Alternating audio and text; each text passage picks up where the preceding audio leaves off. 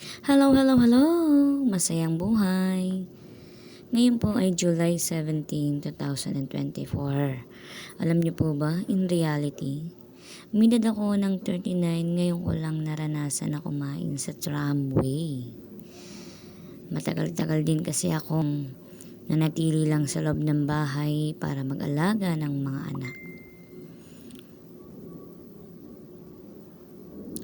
Ngayon lang ako nagkakaroon ng oras sa sarili. So ayun na nga, ngayon lang talaga ako nagkaroon ng oras sa sarili ko. Nakakahiya mang aminin, pero yan ang totoo. Deserve din pala natin talaga na mabigyan ng oras at kasiyahan ng ating mga sarili. At salamat sa aking manager. Tinreat niya kami kumain dito sa tramway. After namin mamigay ng flyers, kailangan din pala na nakaka-experience tayo sa mga ganitong klase ng kainan. Para naman hindi tayo nagiging ignorante sa mga ganitong kainan. So ayun na nga, nakakatawa kasi nakakatawa kasi ganito pala yung kalakaran. Kapag kumakain sa ganitong klase ng kainan ay maraming pagkain. Iba't ibang pagkain na nakahain. So ibig sabihin, nakahain siya, self-service mo na lang, ikaw nang bahalang kumuha kung ano yung gusto mong kainin. Basta't maraming klase ng pagkain na pwede mong pagpilian. Ikaw yung kukuha at pipili ng pagkain na matitipuhan mo o gusto mong matikman. At ang diskarte para matikman mo lahat ng pagkain ay kailangan mo ng diskarte. Kailangan pa talaga ng diskarte. O diba, saan ka pa? Kailangan talaga may diskarte para sulit ka sa ibabayad mo. Kailangan paunti-unti ang bawat pagkuha mo ng putahe o klase ng pagkain na ilalagay mo sa iyong plato. Para matikman mo lahat. Kung gusto mo naman yung mga kinakain mo na sa araw-araw ay huwag mo nang kunin. May iba naman ba ng kakainin? May iba naman ng pagkain na matitikman.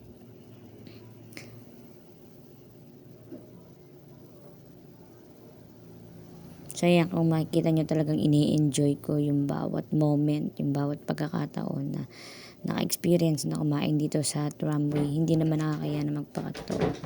Dahil yun naman talaga ang katotohanan, this is my first time na kumain dito sa tramway.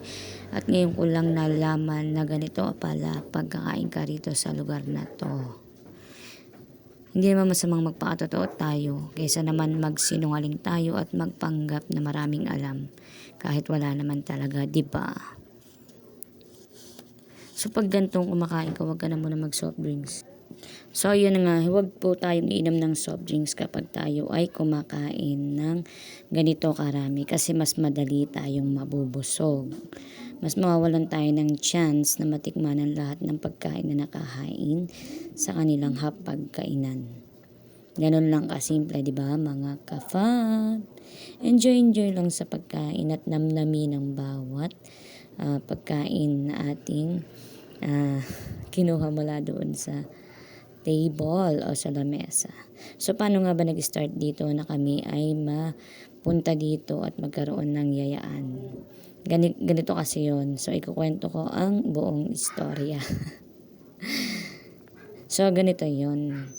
Ang aming manager na si Sir Blank na lang, baka mainis, joke lang, hindi.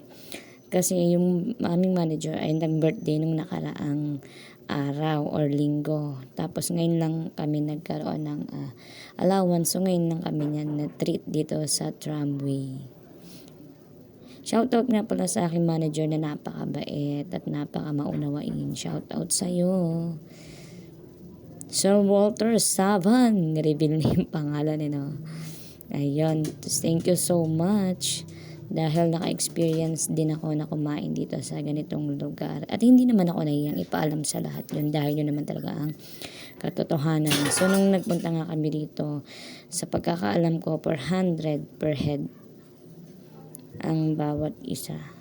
So sa 400 na yon, eat all you can na yon. Pwede ka nang bumalik-balik. Pero dapat no leftover. Ibig sabihin ng no leftover, walang matitira pala dapat. Kung ano yung kinuha mo, kailangan ubusin mo siya. So, dapat pagkukuha ng pagkain, sisiguraduhin na kayang ubusin. Kasi sayang nga naman kung may leftover ka na pagkain. Pwede rin pala ditong magpa-reserve. In case na may mga event gaya ng binyag, kasal, or anumang klase ng event, pwede naman dito magpa-reserve. Depende sa kung ilan kayo.